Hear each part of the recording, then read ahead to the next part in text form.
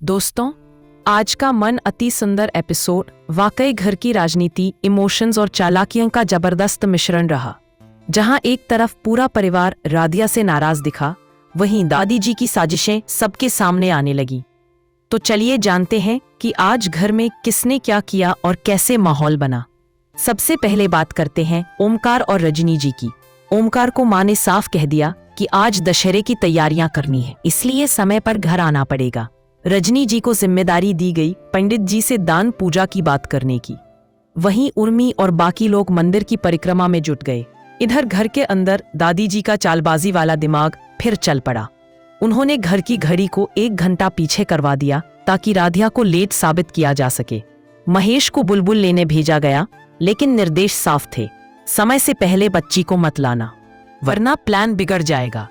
उधर राधिया बच्ची बुलबुल को लेने समय पर पहुंचने की कोशिश करती है, लेकिन दादी की घड़ी वाली चाल के कारण सबको यही लगता है कि वो लेट हो गई। प्रथम का गुस्सा फूटता है और वो साफ कहता है, राधिया, तुमने जिम्मेदारी ली थी तो निभानी चाहिए थी। बुलबुल हमारी जान है और तुम्हारी लापरवाही से हम उसे खो सकते थे। राधिया बेचारी समझाने की कोशिश करती है कि उसने टाइम सही देखा था, लेकिन कोई उसकी बात मानने को तैयार नहीं। अब यहाँ ट्विस्ट आता है।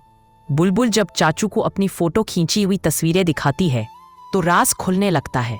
कैमरे में साफ दिखता है कि कार और ड्राइवर समय पर ही पहुंच गए थे, मतलब राधिया झूठ नहीं बोल रही थी। धीरे धीरे प्रथम को शक होता है कि ये सब घड़ी की चालबाजी थी और इसके पीछे किसी का हाथ है। इसके बाद प्रथम दादी से खुलकर सवाल करता है, दादी, ये सब आपने किया ना? घड़ी के साथ छेड़खानी भी आपने ही की थी। दादी पहले टालती है, लेकिन फिर मान भी जाती हैं कि उन्होंने ही ये सब किया। यहाँ एक इमोशनल पल भी आता है जब प्रथम कहता है, गलत को रोकने के लिए हम गलत रास्ता नहीं चुन सकते दादी। अगर हम भी चालबाजी करने लगे तो हम में और दूसरों में क्या फर्क रह जाएगा। दादी रो पड़ती हैं और प्रथम से वादा करती हैं कि आगे ऐसा कुछ नहीं करेंगी। अब आते हैं सबसे चटपटे हिस्से पर, रामलीला की तैयारियां। हर साल की तरह इस साल भी मोहल्ले में रामलीला होनी थी। ओमकार और रजनी को दशरथ और कौशल्या का रोल मिल गया और हमेशा की तरह प्रथम को श्री राम बनाया गया। लेकिन बड़ा सवाल था, सीता जी कौन बनेगी? सभी को उम्मीद थी कि राधिया को ये रोल मिलेगा, लेकिन दादी और बाकी लोग राधिया का मजाक उड़ाने लगे। राधिया, तुम्हें सीता के कपड़े फिट नहीं होंगे, तुम्हारे लिए तो सुर्पणखा का रोल ही सही रहेगा। यह सुनकर सब हैरान रह गए। अब यहाँ राधिया ने गजब की परिपक्वता दिखाई। उसने कहा, कोई किरदार छोटा या बड़ा नहीं होता, हर रोल से सीख मिलती है। अगर भगवान की मर्जी है तो मैं सुर्पणखा ही सही। वाह, यह पल वाकई बड़ा ही मार्मिक था। जहां सब उसे नीचा दिखाने में लगे थे, वहीं उसने अपनी इज्जत खुद संभाल ली। लेकिन राधिया का दर्द यहीं खत्म नहीं हुआ। वो रो पड़ी, लेकिन उसकी वजह रामलीला नहीं थी। वो बार बार यही कह रही थी कि अगर बुलबुल को कुछ हो जाता तो मैं खुद को कभी माफ नहीं कर पाती। यानी उसकी पूरी फिक्र सिर्फ बच्ची के लिए थी। वहीं प्रथम धीरे धीरे समझने लगा कि राधिया सच बोल रही थी और उसकी नीयत पर शक करना गलत था। एपिसोड के आखिर में एक और ट्विस्ट आता है।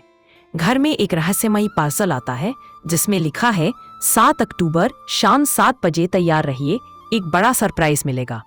अब ये सरप्राइज क्या है, कौन भेज रहा है, ये तो अगले एपिसोड में पता चलेगा। तो दोस्तों, देखा आपने, आज का मन अति सुंदर एपिसोड भरा था इमोशंस, ड्रामा और सस्पेंस से।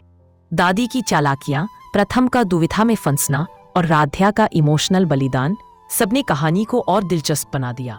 अब देखने वाली बात यह है कि 7 अक्टूबर का सरप्राइज क्या होगा। क्या ये परिवार को जोड़ देगा या और तोड़ देगा? अगर आपको आज का ये वीडियो पसंद आया हो तो वीडियो को लाइक करें और चैनल टीवी शो मित्रा को सब्सक्राइब करें। धन्यवाद।